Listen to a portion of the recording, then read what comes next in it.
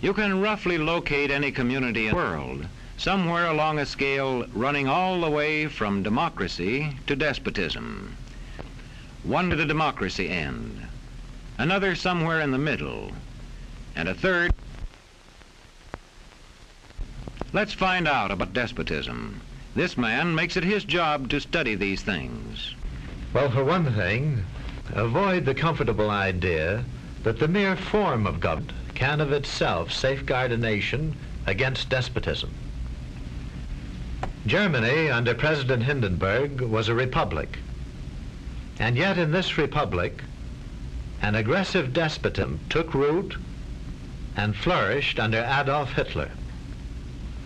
When a competent observer looks for signs of despotism in a community, he looks beyond fine words and noble phrases. For which it stands, one nation, indivisible, with liberty and justice for all. Many observers have found that two workable yardsticks help in discovering how near a community is to despotism: the respect scale and the power scale. A careful observer can use a respect scale to find how many citizens get an even break. As a community moves towards despotism, respect is restricted to fewer people. A community is low on a respect scale if common courtesy is withheld from large groups of people on account of their political attitudes. If people are rude to others because they think their wealth and position gives them that right, or because they don't like a man's race or his religion.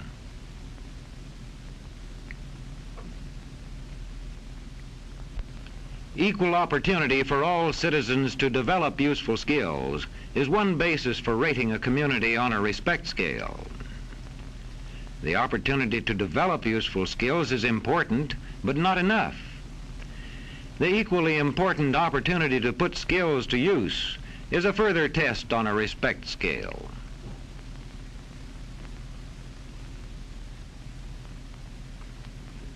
A power scale is another important yardstick of despotism.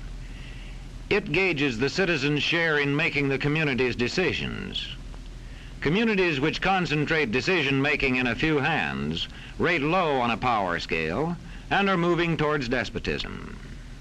Like France under the Bourbon kings, one of whom said, "The state, I am the state." Today, democracy can ebb away in communities whose citizens allow power to become concentrated in the hands of bosses. What I say goes, see? I'm the law around here. The test of despotic power is that it can disregard the will of the people. It rules without the consent of the governed. Look beyond the legal formalities of an election in measuring a community on the power scale to see if the ballot is really free. If the citizens can vote only the way they're told, a community approaches despotism.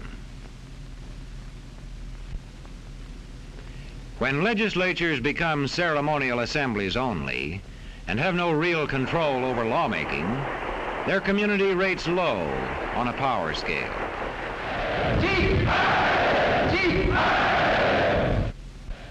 In a downright despotism, opposition is dangerous whether the despotism is official or whether it is unofficial.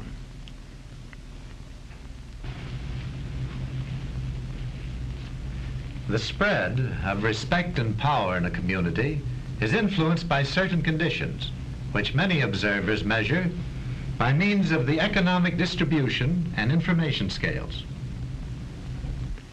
If a community's economic distribution becomes slanted, its middle-income groups grow smaller, and despotism stands a better chance to gain a foothold. Where land is privately owned, one sign of a poorly balanced economy is the concentration of land ownership in the hands of a very small number of people. When farmers lose their farms, they lose their independence. This one can stay on, but not as his own boss anymore. To the extent that this condition exists throughout a nation, the likelihood of despotism is increased. In communities which depend almost entirely on a single industry, such as a factory or mine, maintaining economic balance is a challenging problem.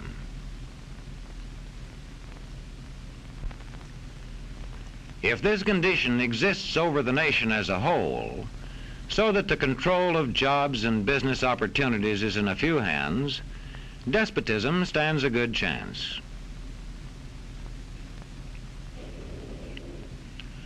Another sign of a poorly balanced economy is a taxation system that presses heaviest on those least able to pay. A larger part of a small income is spent on necessities such as food. Sales taxes on such necessities hit the small income harder. In the days of the salt tax, feudal despotisms were partly sustained by this and other effects.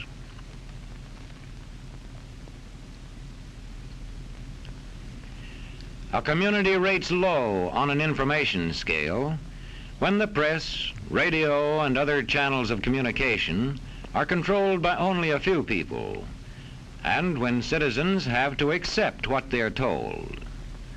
In communities of this kind, despotism stands a good chance. See how a community trains its teachers. Bear this in mind. Young people cannot be trusted to form their own opinions. This business about open-mindedness is nonsense. It's a waste of time trying to teach students to think for themselves. It's our job to tell them. And when teachers put such training into practice, despotism stands a good chance. These children are being taught to accept uncritically whatever they're told. Questions are not encouraged.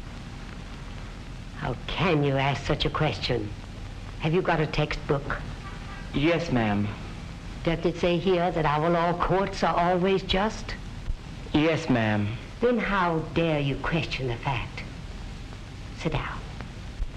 And so we aren't surprised when... But it must be true. I saw it in this book right here.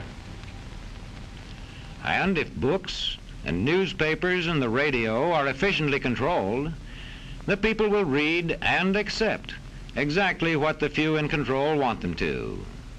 Government censorship is one form of control. A newspaper which breaks a government censorship rule can be suspended. It is also possible for newspapers and other forms of communication to be controlled by private interests. I thought I told you to kill that story. It'll cost us a lot of advertising. If that story goes out, I quit. All right.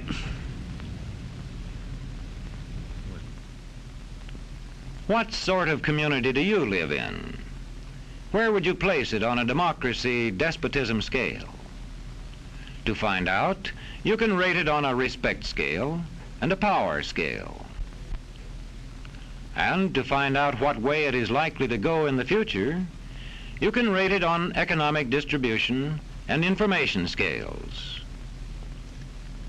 The lower your community rates on economic distribution and information scales, the lower it is likely to rate on respect and power scales, and thus to approach despotism.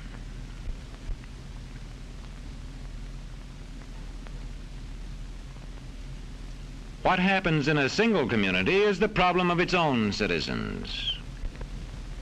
But it is also the problem of us all, because as communities go, so goes the nation.